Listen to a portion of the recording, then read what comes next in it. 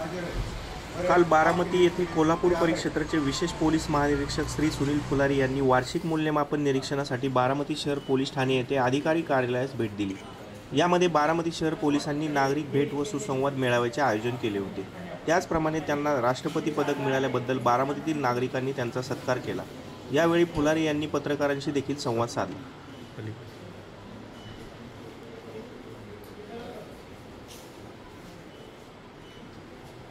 वार्षिक तपासणीच्या निमित्तानं उपस्थित व्यासपीठावरील कोल्हापूर परिक्षेत्राचे विशेष पोलीस महानिरीक्षक सन्माननीय सुनील फुलारी सर, पुणे ग्रामीण जिल्ह्याचे पोलीस अधीक्षक माननीय पंकज देशमुख सर, या विभागाचे प्रांताधिकारी आमचे मित्र वैभव नावाडकर सर, बारामती उपविभागीय पोलीस अधिकारी सुदर्शन राठोड। नमस्कार। आज बारामती भागातील बारामती शहर पोलीस स्टेशन आणि या परिसरातील पोलिसिंगची पाहणी करण्यासाठी आज आमचा पोलीस अधीक्षक यांच्यासोबत दौरा होता आणि या दौऱ्यादरम्यान आम्ही या भागातील पोलिसिंग, गुन्हे तपास कार्य, प्रतिबंधक कार्य, मालमत्ता विषयक गुन्हे आणि त्यामधील रिकव्हरी, पेंडन्सी आणि त्याचे डिस्पोजल, अर्ज चौकशी, वाहतूक विषयक समस्या, कम्युनिटी पोलिसिंग, विशेष प्रकारचे गुन्हे, महिला व मुलींविषयक सुरक्षितता विषयक विशेष उपाययोजना, या भागातील नागरिकांशी होणारा आमचा संपर्क, त्यामधील काही अडचणी असतील तर त्या दूर करणे, याशिवाय परेड, ड्रिल, इतर आमच्या सामुग्री विषयक अडचणी, पोलीस प्रशासकीय बाबी, पोलिसांच्या इमारती व निवासस्थानी कार्यालय, या सगळ्या बाबींची तपासणी करण्यात येते आणि त्याच्यामध्ये आमचे स्थानिक अधिकारी, इतर अंमलदार यांचे सोबत चर्चा करून उपाय काढण्याचा प्रयत्न केला जातो। त्यासोबतच नागरिकांसोबत भेट व संवाद करून त्यांना इथे मिळणारी सेवा कशी आहे, त्याच्यामध्ये आम्हाला सुधारणा कशी करता येईल, लोकसेवा हमी कायदा आहे, माहिती हक्काचा कायदा आहे, पोलीस स्टेशन आणि ऑफिस मधली स्वच्छता, नागरिकांसोबतची आमची वागणूक, त्याच्यानंतर नागरिकांना येणाऱ्या विविध जे काही अडचणी असतात त्यांचं निराकरण, या सगळ्यांचा आढावा घेऊन चांगलं पोलिसिंग देण्याचा प्रयत्न केला जातो।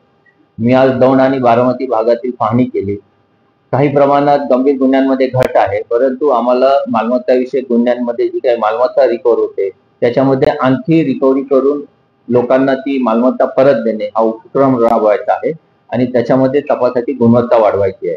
त्याशिवाय इथे शक्ती नामक एक योजना आहे, त्याच्यात शक्ती ॲप, शक्ती बॉक्स हे मुलींविषयक शाळा कॉलेजमध्ये एक ठेवण्यात येणारं तक्रारीचं माध्यम आहे, त्याच्यातून निरसन केलं जातं। महिला मुलींचे गुन्हे कमी होण्यास इथे त्यामुळे बऱ्याच प्रमाणात मदत झालेली आहे।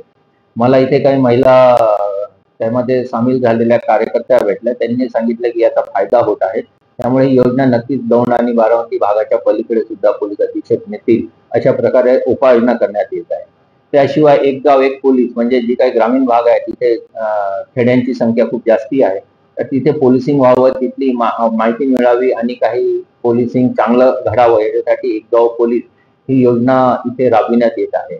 त्यानंतर जिल्ह्यामध्ये रात्रग्रस्त प्रभावी व्हावी, कुठे आधुनिक तंत्रज्ञानाचा वापर व्हावा, QR कोडचा वापर व्हावा, ड्रोनचाही वापर करता येतो, अफवांचं निराकरण करता येतं, त्यासाठी पोलीस पाटलांना एक चालना देणे, चांगल्या पोलीस पाटलांचा सत्कार करणे, ध्वनी प्रदूषण कमी करण्यासाठी डालवीमुक्त मंडळांचा सत्कार करणे, काही पोलीस मित्र आणि नागरिक पोलिसांना मदत करतात त्यांचा सत्कार करणे, काही सरकारी वकील आणि आमचे तपासी अधिकारी यांना कन्व्हिक्शन घेण्यामध्ये यश मिळतं कोर्टामध्ये विविध गुन्ह्यांमध्ये, त्यांचा सत्कार करणे। आजही मला याच्यातले एक वकील आणि आमचे अधिकारी भेटले, त्यांचा आम्ही सत्कार केला।